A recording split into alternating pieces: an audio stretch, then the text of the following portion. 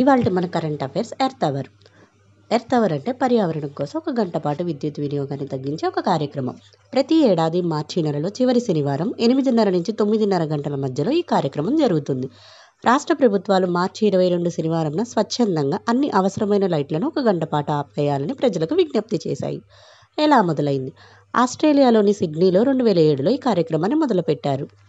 World wild life fund అనే సంస్థ ఈ కార్యక్రమాన్ని నిర్వహిస్తుంది. మరొక కరెంట్ అఫైర్. వినోద్ శుక్లా కుమార్, ఈయనకి జ్ఞానపీఠ అవార్డు వచ్చింది.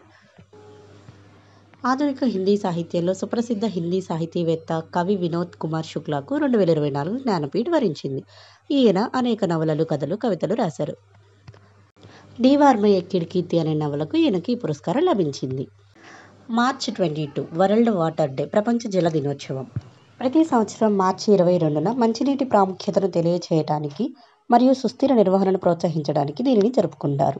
యునెస్కో ప్రకారం ఈ దినోత్సవం ప్రపంచ జల సమస్యలను పరిష్కరించడానికి పిలుపునిస్తుంది.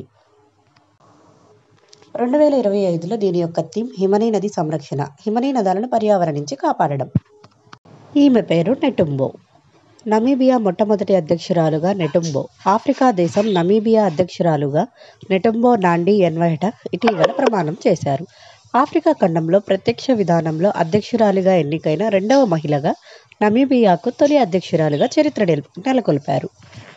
మీకు కనుక ఈ వీడియో నచ్చితే లైక్ చేయండి, షేర్ చేయండి, సబ్స్క్రైబ్ చేయండి and follow my channel. Thank you.